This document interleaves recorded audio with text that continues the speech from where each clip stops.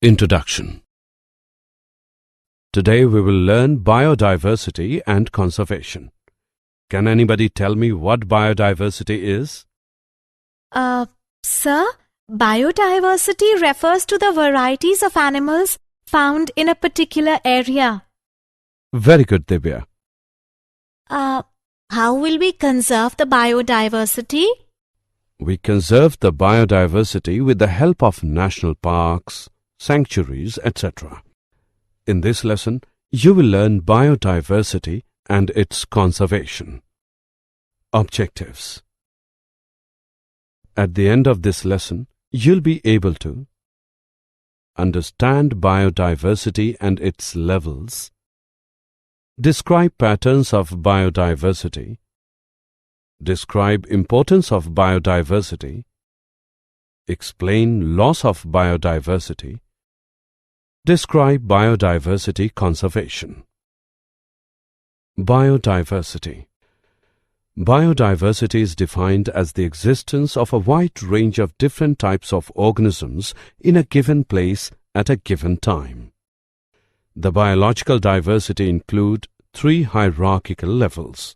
They are genetic diversity, species diversity, and ecological diversity. Let's know more about them in detail on our next screen. Levels of biodiversity. Genetic diversity. The genetic variation existing within a species is called genetic diversity. The genetic variation may be in alleles, in entire gene, or in chromosomal structure. Species diversity. The two important measures of species diversity are species richness. It is defined as the number of species per unit area. Species evenness. It refers to the relative abundance with which each species is represented in an area. Ecological diversity. The variety of unique biological communities found on the earth is called ecological diversity. How many species are there on earth and how many in India? According to International Union for Conservation of Nature, the total number of plant and animal species is more than 1.5 million. Biodiversity is important to human beings for their sustenance, health, well-being, and recreation. For example, humanity derives all of its food, medical and industrial products from the components of biological diversity. Here is a pie graph representing global biodiversity. Biodiversity in India. India is one of the 12 mega biodiversity countries of the world. India has only 2.4% of the land area of the world. It has 8.1% of the global species biodiversity. There are about 45,000 species of plants and 90,000 to 1 lakh species of animals need to be discovered and named. Patterns of biodiversity. Latitudinal gradients. Biodiversity is not uniform on the earth. It varies with change in latitude or altitude. Biodiversity increase when we move from high to low latitude. The temperate region has severe climate with short growing period for plants. On the other hand, tropical region has favorable conditions for the growth throughout the year. The favorable environmental conditions favor speciation and make it possible for a larger number of species to occur and grow. Therefore, tropical regions are rich in biodiversity. For instance, in tropical rainforests, the mean number of vascular species per 0.1 H sample area varies from 118 to 236, whereas it is only in the range of 21 to 28 species in the temperate regions. This type of correlation between diversity and latitude is also found for several taxonomic groups such as ants, butterflies, moths, and birds, etc. Species, area relationships. The species diversity decreases from lower to higher altitude on a mountain. The temperature drops about 6.5 degrees Celsius with increase in altitude by 1,000 meter. The drop in temperature and greater seasonal variability at higher altitudes are the two major factors that reduce diversity. The latitudinal and altitudinal gradients of species diversity are two master gradients, although there are some regional and taxa-related exceptions. At the same time, more complex and heterogeneous physical environment favor more complex and diverse flora and fauna in the region. The relationship between species richness and the area in which wide varieties are present on a logarithmic scale is a straight line. Log S is equal to log C plus Z log A, where Z is slope of the line, C is y-intercept. Assessment. Before proceeding further, let us know how much you have learned. Drag and drop the correct option. The importance of species diversity to the ecosystem. A rich biodiversity is essential for the health of biosphere and bioindustrial development of a country. Biodiversity is the source of food, medicines, pharmaceutical drugs, fibers, rubber, and timber. Several microorganisms are used in industries to obtain valuable products. Modern agriculture uses biodiversity in three ways: as a source of new crops, as a source material for breeding improved varieties, and as a source of new biodegradable pesticides. The importance of species diversity to the ecosystem. Biodiversity has many medicinal uses. Some of the plant-based substances developed into valuable drugs are: morphine, used as an analgesic, is obtained from Papaver somniferum. Quinine, used for the treatment of malaria, is obtained from Cinchona legriana. Biodiversity also has great aesthetic value. Ecotourism, birdwatching, wildlife, pet keeping, gardening, etc. are some examples of aesthetic rewards of biodiversity. Loss of biodiversity. Human activities are the major threat to biodiversity.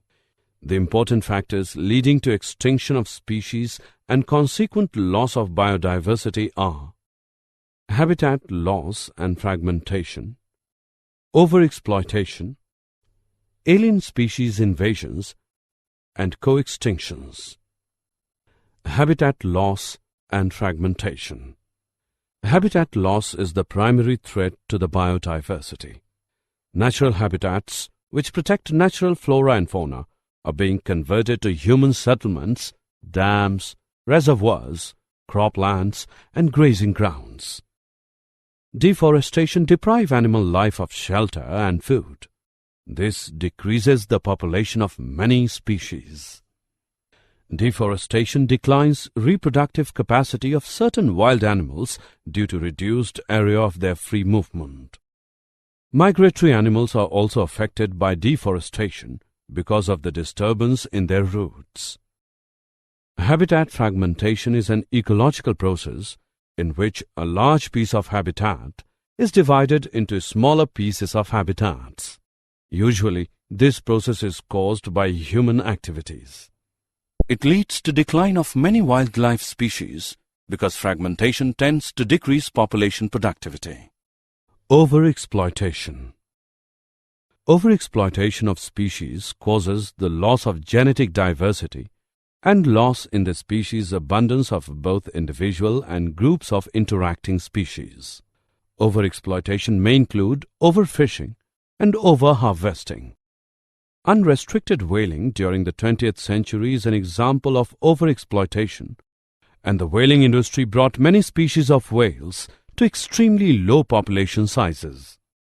Humans have fished the oceans, which never seemed to pose a problem due to their abundant resources. Increasing human populations have placed increasing demands on the sea as a source of food. Alien species invasions. The species which have been introduced to a place where they have not lived before are called invasion species. Invasion species disturb the balance of the nature. The native species, unable to compete with the outsiders after living undisturbed from a long time, are frequently driven out or get killed.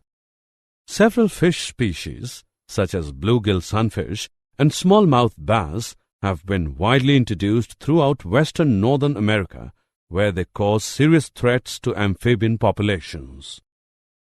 Co-extinctions. Co-extinction of a species is the loss of a species as a consequence of the extinction of the other. For example, when a host fish becomes extinct, then all the microorganisms live on that fish also becomes extinct. Assessment. Before proceeding further, let us know how much you have learned. Match the following.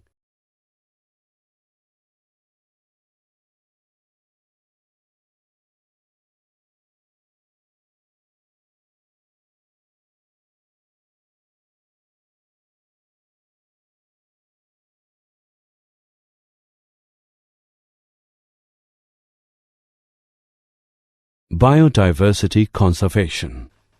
Why should we conserve biodiversity? Biodiversity plays an important role for maintaining the ecological functions, including stabilization of water cycle, maintenance of soil fertility, pollination and cross-fertilization of crops and other vegetation, protects against soil erosion, and stability of food producing and other ecosystems. Conservation of biological diversity leads to conservation of important ecological diversity to preserve the existence of food chains. It provides the base for the livelihoods, culture, and economies of several hundred millions of people.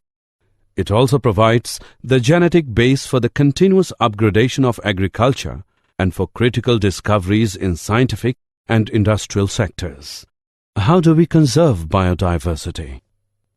India is a center of rich biological diversity and has contributed significantly of the global biodiversity. India is a homeland of 167 cultivated species and 320 wild relatives of crop plants. Different biodiversity management systems involving both in-situ and ex-situ conservation programs. In-situ conservation, the protection of animals and plants in their natural habitat, is known as in-situ conservation. The established natural habitat are national parks and sanctuaries, biosphere reserves, nature reserves, reserved and protected forests, preservation plots, and reserved forests.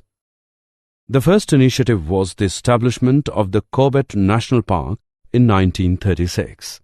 These are highly protected by law. No human activity such as firewood collection and grazing is allowed in the park. Sanctuaries are also protected, but some human activities are permitted. In-situ conservation. Biosphere reserves are another category of protected areas. A large area is declared as a biosphere reserve where wildlife is protected, but local communities are permitted to continue to live and pursue traditional activities within the reserve. Indian government has set up 7 biosphere reserves: Nokrek, Nilgiri, Namdapha, Nanda Devi, Sundarbans, Great Nicobar, and Gulf of Mannar. Biodiversity hotspot. A biodiversity hotspot is a region of the earth which is extremely biologically diverse and also under severe threat due to habitat loss, climate change, or extensive species loss. There are 34 hotspots in the world. India has 3 biodiversity hotspots. They are Western Ghats, Himalayas, and Indo-Burma region. Ex-situ conservation. Ex-situ conservation of plants and animals involves protecting them away from their natural habitat. For example, zoological parks botanical gardens. All the genetic material of crops, animal, bird and fish species is collected and preserved by the National Bureau of Plant Genetic Resources, New Delhi, and National Bureau of Animal Genetic Resources, etc. When we reintroduce this species into the habitat from where it has become extinct is another form of ex-situ conservation. For example, Gangetic gharial has been reintroduced in the rivers of Uttar Pradesh, Madhya Pradesh and Rajasthan where it had become extinct. Did you know? Our Prime Minister Mr. Manmohan Singh launched the Hyderabad Pledge and announced that his government had decided to earmark $50 million to strengthen the institutional mechanism for biodiversity conservation in India. Summary. Let us summarize what we have learned. Biodiversity is defined as the existence of a wide range of different types of organisms in a given place at a given time. Biodiversity increases when we move from high to low latitude. The species diversity decreases from lower to higher altitude on a mountain. Biodiversity is essential for the health of biosphere. It acts as the source of food, and it also has great aesthetic values. Human activities are the major threat to biodiversity. It includes habitat loss and fragmentation, overexploitation, alien species invasions, co-extinctions. The protection of animals and plants in their natural habitat is known as in-situ conservation. Ex-situ conservation of plants and animals involves protecting them away from their natural habitat.